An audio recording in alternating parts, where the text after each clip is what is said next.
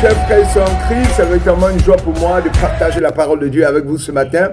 Je suis Michael Boguy, disciple de Christ et serviteur de Dieu vivant. Voilà. Ce matin, nous sommes là pour que matinalement, nous puissions partager la parole de Dieu. Et le message que l'Éternel a mis sur mon cœur, c'est que l'objectif premier de la prière n'est pas d'avoir des réponses positives à nos problèmes. Voilà. Que l'Éternel vous bénisse en haut rang, grade et qualité, nous prions le Seigneur. Notre Père et notre Dieu, Créateur du ciel et de la terre, nous bénissons ton nom, nous t'élevons, nous proclamons ton nom, nous célébrons ta victoire. Merci de ce que tu as triomphé du péché, dans lequel tu as pris le péché sur toi, Jésus, et tu allais mourir sur la croix. Toi, Dieu incarné, venu chuter afin que le premier Adam ait échoué. Toi, tu triomphes, où tu nous as libérés, tu nous as donné la vie, et ce que tu nous tends la main, afin de nous dire, viens, accepte Jésus-Christ de Nazareth et seras sauvé. C'est ce que dans cette prière je fais. Mon frère, ma soeur, viens, accepte Jésus-Christ de Nazareth et il va te délivrer, il va te purifier, il va te laver et la peur va quitter ton camp. Tu marcheras avec assurance dans les pas du Seigneur parce que Dieu t'a délivré en attendant l'avènement du Fils de Dieu pour que nous puissions vivre dans la félicité avec lui, dans le nom puissant de Jésus. Soyez bénis ce matin au nom de Jésus. Alléluia. Amen. Voilà, Michael Boguy, serviteur du Dieu vivant et disciple de Christ. Voilà. Donc, comme je disais, l'objectif premier de la prière n'est pas d'avoir des réponses positives à nos problèmes, n'est pas d'avoir des résultats à nos problèmes. C'est pas ça la prière. On n'attend pas dans un coin, on traverse des moments difficiles et quand ça ne va pas, on vient à la prière en espérant avoir des réponses. Non. Nous allons dans un premier temps définir ce qu'est la prière. En effet, la prière est un échange que nous avons avec notre Père, le Dieu Tout-Puissant. C'est-à-dire une communication que nous avons avec lui. Il parle, nous parlons. Ce n'est pas nous seulement qui parlons, lui aussi parle. Donc lorsque nous parlons, nous arrêtons, nous l'écoutons. Il parle, ensuite nous avançons. Et nous prions parce que la prière est la seule voie par laquelle l'âme de l'homme entre en communion avec la source de vie qu'est Dieu, le Tout-Puissant. Celui qui est magnifique en sainteté. Donc la prière, c'est une communication avec notre Père, qui est le Dieu Tout-Puissant. Quel est l'objectif de cette prêche?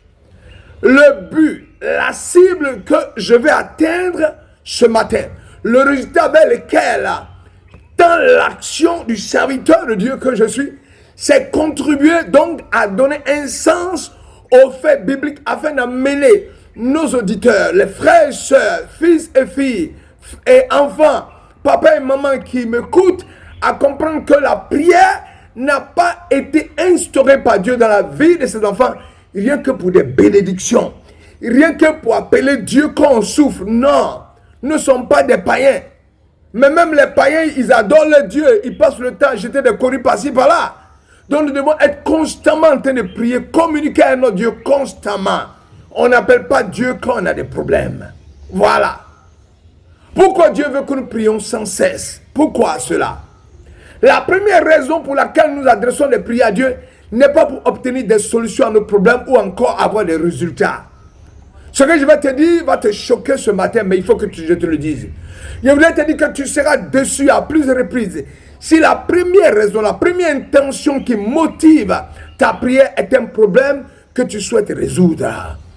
Je n'exclus pas que Dieu, qui a un pouvoir régalien sur toute création et toute créature, sur le monde visible, le monde invisible, puisse décider dans son conseil d'exaucer la prière d'un enfant de Dieu lors d'un moment d'adoration. Ça, c'est possible. Dieu peut exaucer la prière d'un enfant de Dieu au cours d'un culte à l'Éternel, à l'église, où quelqu'un qui ne connaît pas le Seigneur Dieu tombe par la puissance de son esprit sur lui et le transforme. C'est possible. Ou Dieu peut exaucer la prière d'un enfant de Dieu lors d'une campagne d'évangélisation. C'est possible. Parce que Dieu fait ce qui lui plaît. Voilà. Et personne ne peut s'opposer à sa volonté. Mais pour toi qui veux avoir une intimité avec Dieu, pour toi qui veux entrer dans la marche véritable avec le Seigneur, pour toi qui veux connaître Dieu, je dis bien, te soumettre à la prière et non la prière se soumettre à toi. C'est ça, te soumettre à la prière et non la prière se soumettre à toi. Tu dois te soumettre à la prière. Je dis bien te soumettre à la prière et non la prière se soumettre à toi. Lorsque tu te soumets à la prière, le premier changement qui va s'opérer dans ta vie sera que tu vas mourir à ta chair. Tu vas mourir à ta chair. Tu vas mourir à ta chair. Mais toi qui veux avoir une intimité avec Dieu, tu dois te soumettre à la prière. J'ai dit bien te soumettre à la prière et non la prière se soumettre à toi. Lorsque tu te soumets à la prière, le premier changement qui va s'opérer dans ta vie sera que tu vas mourir à ta chair. Tu vas mourir à tous tes a priori. Tu vas mourir à tout ce qui comptait dans ce monde sur le plan matériel pour toi. Voilà. Lorsque tu te soumets à la prière, je dis bien te soumettre à la prière et non la prière se soumettre à toi.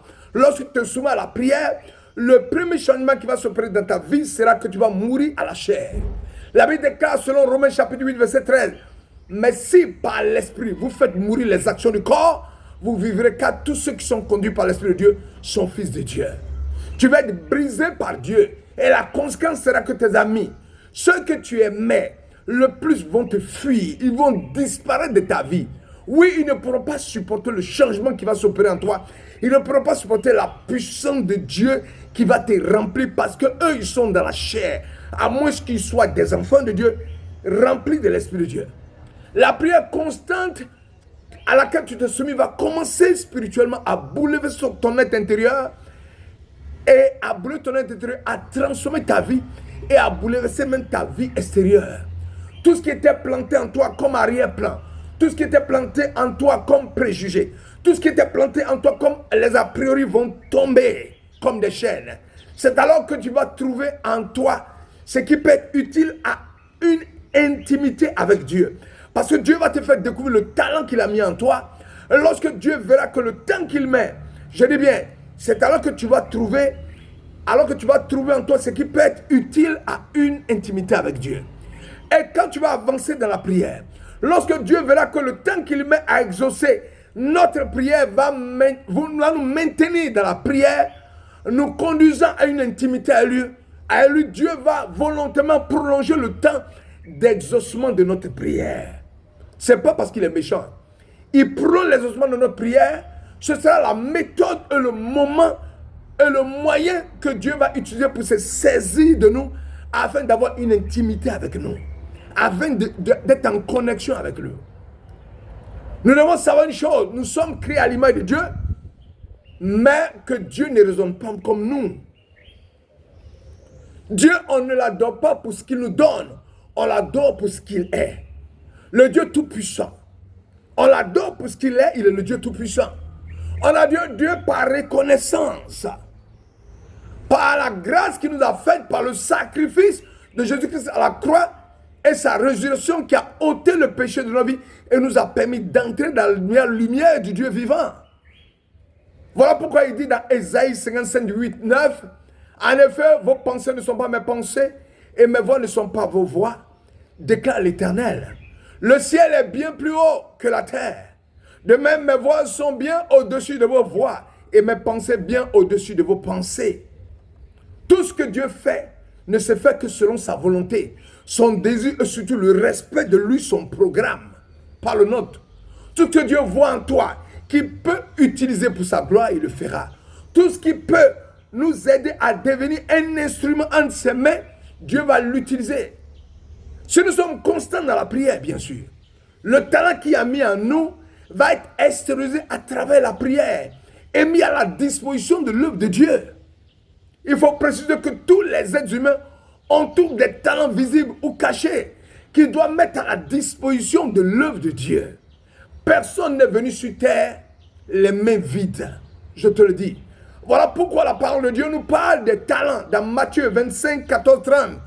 Et ces talents sont perçus comme les capacités, les aptitudes particulières que Dieu donne de façon distincte à chaque être humain, que cette personne croit en Christ ou non.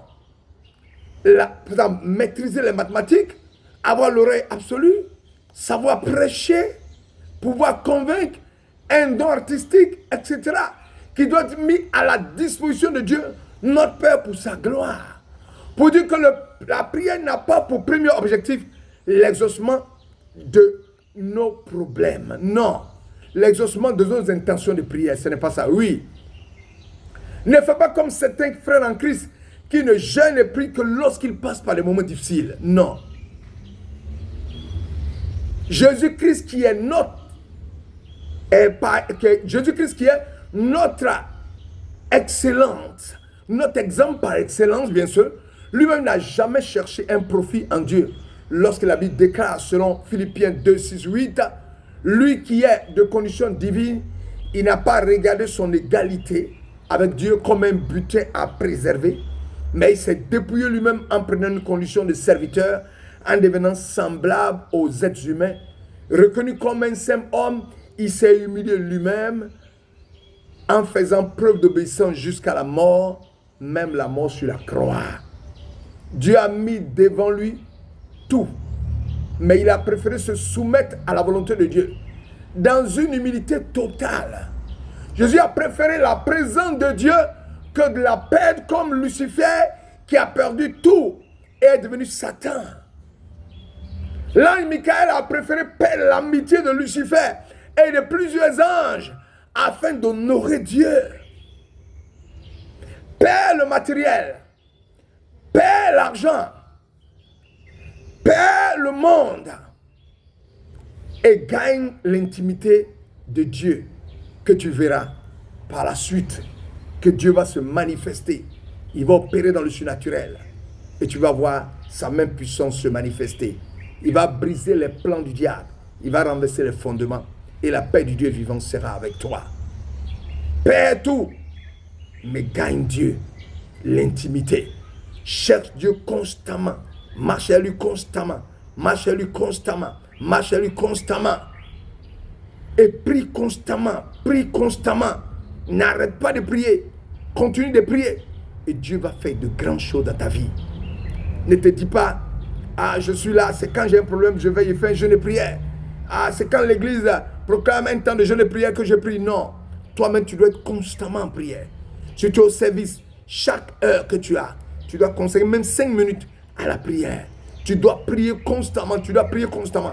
Tu dois être constamment en contact avec Dieu. C'est pour cela, le jour où tu l'appelles, il sait que déjà tu as une constante avec. Il sait que tu as une intimité avec lui. Et là, il décante la situation parce que tu n'es pas quelqu'un qui arrive comme un cheveu sous la soupe. Non. Tu n'es pas quelqu'un qui est un opportuniste. Non. Tu as une connexion, une intimité avec Dieu. Tu as une marche avec lui déjà. Et quand tu demandes, tu reçois. Parce qu'il sait qu'il a déjà une intimité avec toi.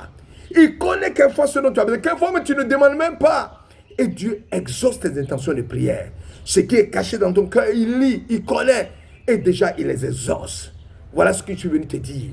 Ne sois pas un chrétien qui vient à la prière parce qu'il traverse des moments difficiles. Sois un enfant de Dieu qui prie constamment, qui est constamment dans la prière, qui adore le Dieu éternel constamment, qui cherche la face de Dieu. Et que Dieu bénit par sa présence. Que Dieu fortifie. Que Dieu remplit de sa présence pour qu'il m'aille dans les voies du Seigneur dans le nom puissant de Jésus-Christ de Nazareth. Soyez bénis en vos rangs grands de qualité et que l'Éternel vous bénisse. Nous continuons demain dans la prêche, dans l'édification, dans l'exhortation, dans la connaissance de la parole de Dieu. Que l'Éternel vous bénisse encore une fois. Michael Bourgu, votre humble serviteur, là pour prêcher Jésus-Christ de Nazareth et le faire connaître à tous dans le nom puissant de Jésus-Christ de Nazareth. Alléluia. Amen. À demain pour toujours adorer le Seigneur.